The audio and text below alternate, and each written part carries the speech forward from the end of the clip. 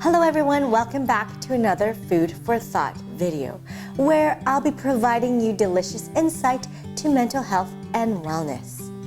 Today I have, lots of blueberries here with me because it's summer and blueberry season. And I'll be talking about reframing, or more like framing, how we feed ourselves in that perspective mindset we have and feel it. So like how we feel and feed our bodies. I will be talking about our mind frame and how we feed and feel that mind frame. So like how we feed and fuel our bodies. So there are a couple foods out there, for instance, or this very exact example here, blueberries, that when we consume it and it passes through our body, you'll kind of see it when it comes back out. So, pardon my language here, when you eat enough blueberries, you're gonna shit out blue. And that's like how our mind works. When we feed and feel it, we're gonna start projecting and taking on those perspectives and mind frame.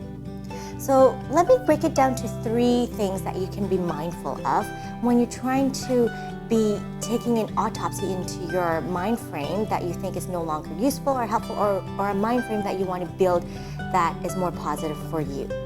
First of all, your environment. It does such a big difference in your life, whether it's a physical building, how you surround yourself. So if you're feeling down, being in a dark, damp building, or being in like constant shades, even when it's sunny out and you have it all drawn down and it's messy, that adds to that toxic mindset. And it gives you that feeling of feeling down even more. So you're providing that environment. Or even if you are, like, for example, your environment not even being a physical building, but people you surround yourselves with. Notice how they behave and talk and think, and what their philosophy, their mindset, approaches, their perspectives are like. Because the more you hang out with those people, you'll probably notice you'll start taking on their, start rubbing off. You'll start taking on their beliefs, or some of it, their approaches, their mindset, their perspectives, their frame of thought. So just notice how they talk and notice how, you start shifting. And it doesn't happen overnight. It just is a gradual thing. So it's like eating one blueberry, you won't shit out blue. Again, pardon my language, but it takes over time. So the more you eat it, the more you feel yourself, you'll start shifting that frame of thought. So if you want to shift it to a more positive, kind of see who you're hanging out with. Maybe you might need to, get rid of, or maybe hang out less with those people and start hanging out with people that where you want to be. And third, but not last, is patterns. Just take time to journal about how you react to things, or things you normally do, even like your language, how you talk, what comes out of your mouth, what you tend to kind of talk more about, or even what you notice you're doing more often than not. And those can be either good or bad. The more you do them, you're ingraining them more into your mindset, and it becomes more automatic, and to the point where it's just that's the way it's going to be.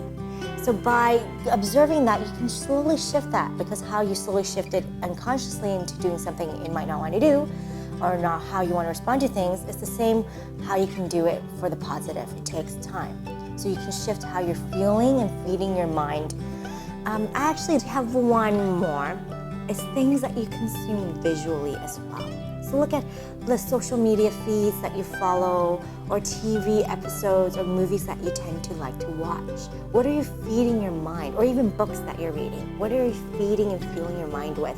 Because those are the thoughts that you'll start thinking about and reframing your mindset, or framing your mindset with. So those are a couple things that you can, just do an autopsy on how you're framing your own mindset. And with that said, I encourage you to take a big bite out of life and savor it, because you only have one life to live, so live it to the fullest. Do subscribe and follow, give me feedbacks. I'd like to hear from you. And if you would like more information about me, please visit my website. Thank you.